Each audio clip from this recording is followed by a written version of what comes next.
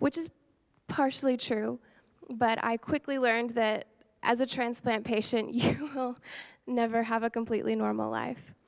Now my life is filled with immunosuppressive medications, regular blood draws, and constant, since I'm only 3 years out now, I've had a lot of little rejection episodes and had to go in for biopsies and things like that. So while my life now is so much better than it was pre-transplant, I will forever be dependent on either dialysis or another person's kidney to survive, all because of a disease that can be stopped by one simple vaccine. So I just wanted to take this time to thank each and every one of you for the work that you do in the community, because this is something that a lot of people don't realize how real it is. And most of all, people don't realize this is something that doesn't go away when the disease is gone. If you're lucky enough to survive from bacterial meningitis, it's something that will haunt you for the rest of your life. So for the rest of my life, I will have some sort of health problem to battle. I will have some sort of obstacle to overcome, and I will never be able to live a normal life. And for me, I've found a way to adapt to that. I've found a way to take my story and make a difference with it. But just because of that doesn't mean that it's right that anybody else should. And I know that you all share the same passion as I do for vaccines and for disease control and for immunization awareness. So thank you again for all of the time and effort that you put into this. Personally, it means a lot, because there is no excuse that anyone should have to live this lifestyle because of something that can be prevented by one simple shot. Nobody. One of my favorite quotes is from Mahatma Gandhi: "Be the change you wish to see in the world." And that is exactly what each and every one of you are doing by being here and by pursuing the occupations that you have. So thank you again, and thank you for listening.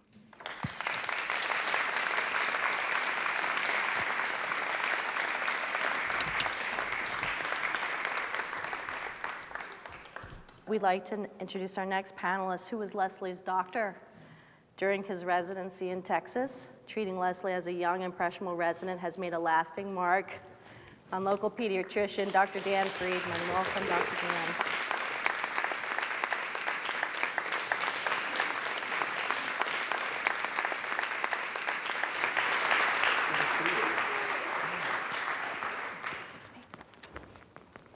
Thank you. So my name is Dan Friedman, and I'm a general pediatrician here in the Seattle area. I work just south of Seattle in Renton, mostly at Valley Medical Center.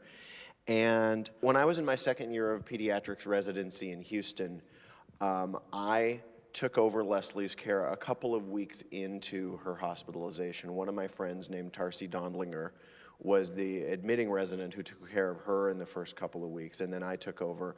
And pretty much the whole time I took care of her, she was in a coma. And the story as I knew it was pretty much what Leslie told us about. She was life-flighted into the hospital, and she was awake and sitting up in bed initially, and then within minutes, I mean, she was in a coma, multi-system organ failure, disseminated intravascular coagulation, just as sick as anybody can possibly be. And so the part that really stuck with me at the point when I was taking care of her was not the degree of the catastrophe, because that had sort of subsided by the time I took over, but the part about, well, someday I'm going to be a doctor working in an office in the community. How do I know when I see somebody sick like this to make the right call?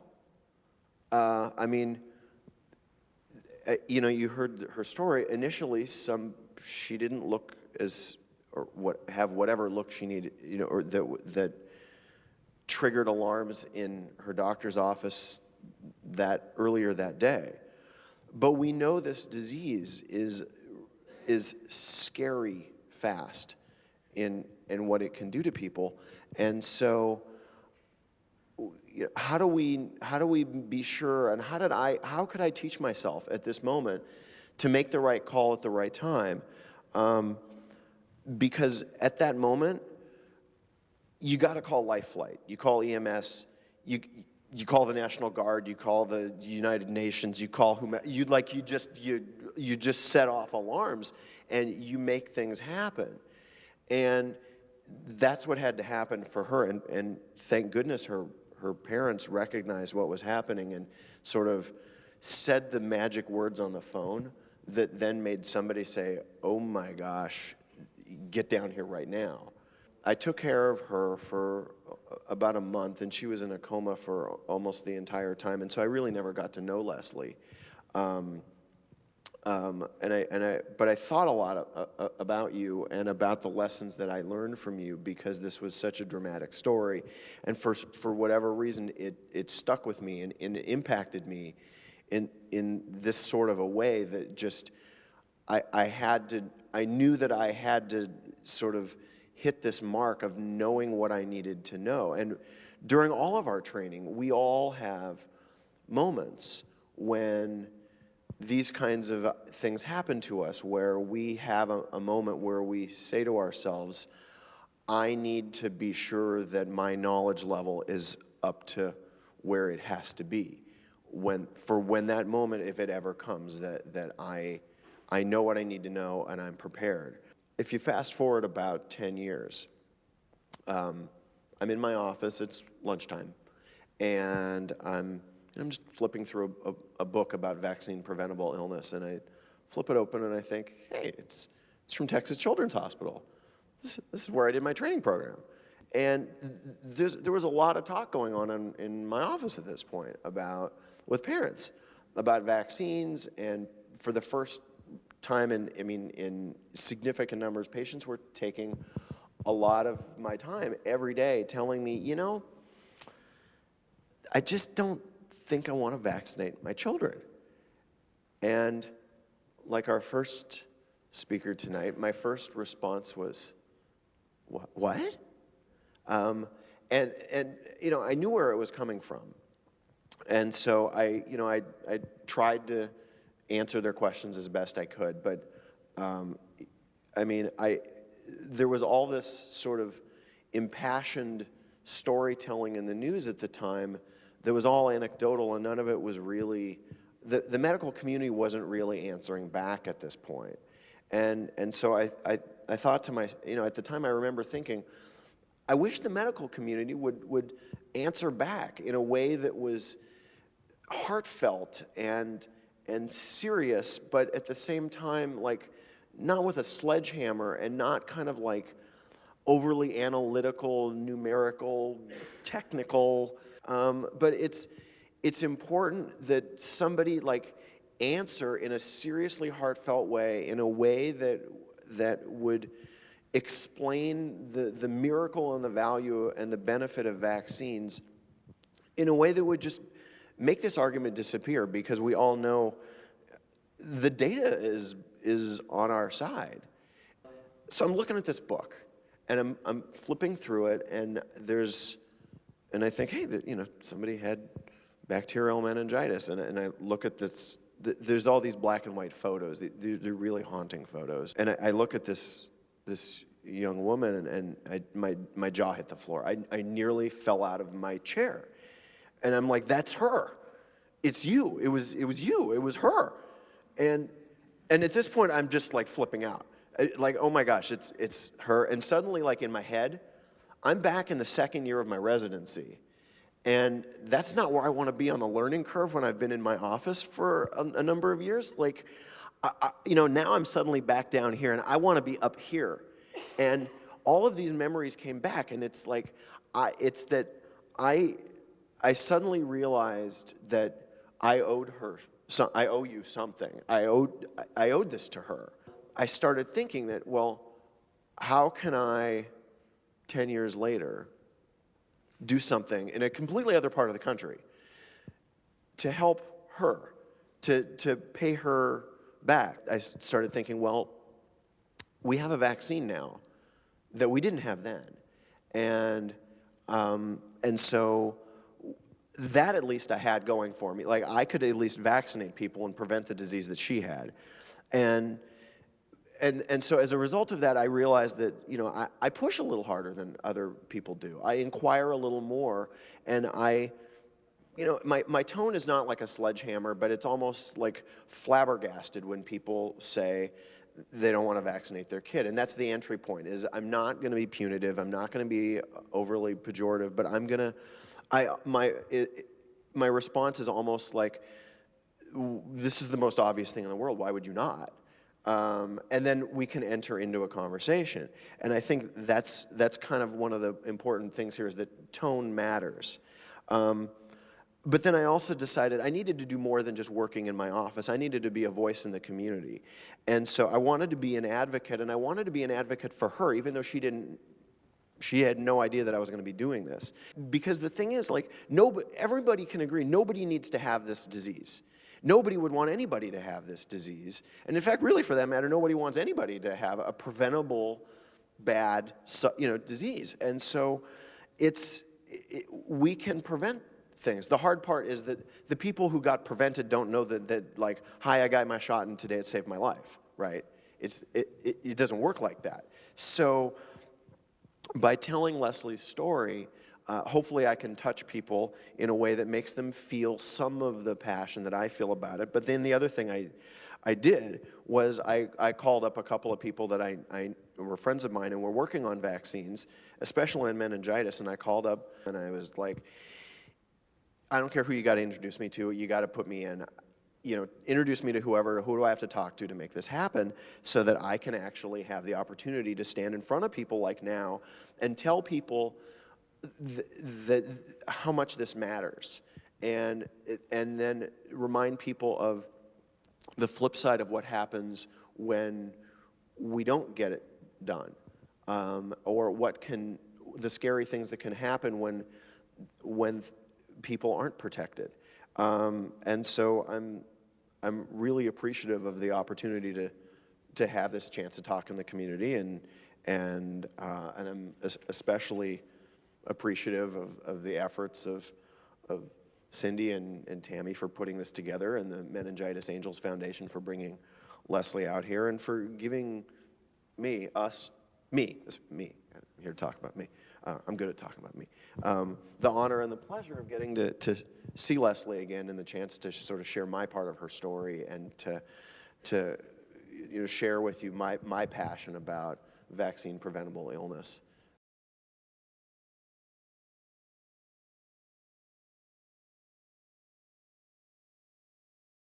I'm doing this in honor of my daughter, and I'm hoping that even if it saves one life, it's worth it. She died on July 4th, 2009 at the age of 35. She taught 4th grade at University Place Primary. I always knew she'd be a wonderful teacher, but I didn't know how wonderful until she passed away, and all of the colleagues that she had, and even the superintendent called me and told me how wonderful she was with kids. After she had finished teaching her year of school, she was teaching summer school, and at Multicare we were in the throes of getting all geared up for H1N1 and the vaccine coming. It wasn't there yet, and we didn't know when it was coming. And she had come to my house. We were having a late Father's Day party for my brother and for my son-in-law, and all of a sudden she just became very sick, and it just hit her like within minutes. And she was having a great time and laughing, and then all of a sudden she was getting on my bed with a pillow and a blanket, and it was probably about 85 in my house. So she felt so sick so fast that she couldn't even drive herself home. She was coming back to my house that following Wednesday because she was going to have, or Tuesday night, because she was going to have carpal tunnel surgery on her right hand. And she taught school Monday and Tuesday, came to my house Tuesday night. We went for her surgery on Wednesday. And when we got there, she wasn't feeling real well, but she never said that she was feeling very sick. And they took her temperature and her pulse ox and everything. And when they did, her pulse ox was in the upper 80s. She had a temperature. I can't remember now what it was, but she still wanted to go through with the surgery. Of course, the anesthesiologist and the RN listened to her lungs. They were completely clear, no fluid at all.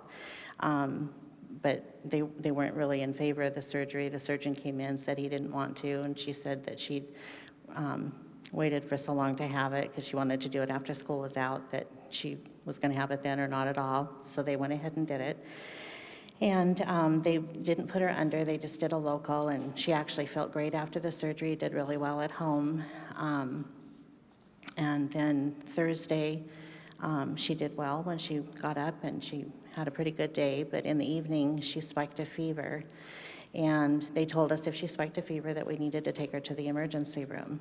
And I had to go to work just for a few hours and do time cards, and when I came back, my other daughter had stayed with her, and she told me about the fever, and so I said, Hillary, we need to go to the ER. And she argued and said she wasn't going to go, and what do you tell a 35-year-old woman? But anyway, I told her, I said, well, we'll take your temperature again. If you still have a fever, you're going. And if you don't have to go. It was gone. And I even took her twice. In the morning, she woke up on Friday and felt absolutely wonderful. She told me how great she felt, and she had a good day, but she did sleep quite a bit, but that wasn't unusual after teaching for 9 months. She oftentimes would sleep a long time. So then that evening, I went in to wake her up and check on her, and her lips were blue. It was about 8 o'clock. So I knew she wasn't getting enough air, and I made her sit up and try and take some deep breaths, and she tried to and couldn't, and she wasn't, it wasn't changing her lips at all. And so we went out in the living room, and I noticed she was a little unsteady, and so we went ahead and talked about going to the emergency room, and she didn't want to go. And my brother happened to call, and he had company for dinner. I could hear him in the background, but when I told him what was going on, he said, we'll be right over. So he and his wife came over and helped me take her to the ER, and then things happened so fast. They did an x-ray, and of course her lungs were completely full of fluid. And then they decided to take a CAT scan. Her O2 sats were in the 30s and 40s, and she was still even arguing when they said they were going to put her in the hospital. She said, no, I'm going home. And she stayed so clear, and that was one thing that was kind of amazing to me. But they took her down to do the CAT scan, and she wasn't able to breathe after they sat her back up, and probably because the fluid went up. I talked to the respiratory therapist about it, and they took her to ICU immediately, and then they went ahead and intubated her, and she arrested twice, and it just went from bad to worse. She was always the life of the party when we had family get-togethers, and it's left such a big hole, I can't even tell you. And we have a small family, so it's more noticeable, I think, than if you have a large family. It would be not easier because you still have that void there. But it's made it very difficult for my daughter. They were best friends, and it's just been a really hard time. When the medical examiner called me a week later after she died, he said that her lungs were so full of fluid that they were solid instead of like sponges. And of course, she tested positive for H1N1. And it was just amazing to me to think that on Wednesday her lungs were completely clear, and by Friday they were completely full. And for her to not ever struggle for breath or even to say she couldn't breathe, I don't know why that was, and I'll always wonder why it seemed that way, but it just was an unbelievable situation, and I still can't believe that it happened. Thank you for listening to me.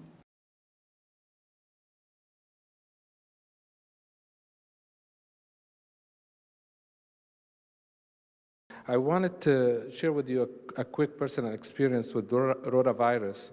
My older daughter had rotavirus infection before the vaccination, and we had to take her to Mary Bridge Emergency Room where I work, the hospital where I work, and she had to have IV fluids on both Saturday and Sunday, so it was a traumatic experience for her, for us. And then later on, we made sure our son has a vaccination, so never had to go through that. If you look at 2007 and 2008, approximately 124, 25 patients got admitted every year with rotavirus infection to Mary Bridge. But for the last 3 years, 2009, 2010, 2011, these admissions were down to around 2024. I don't have further information to tell you if these admission even patients have actually received the vaccination or not, but the impact is actually at the state of Washington is the same. You can see that most of the impact occurs in a younger age. So it did make a big difference in the community. So thank you again for really making a big difference. And that's pretty much what I really wanted to talk to you about. I wanted to encourage you. I'm a pediatric gastroenterologist, so we don't provide immunization at our office because we do not practice primary care. But I do encourage you all to really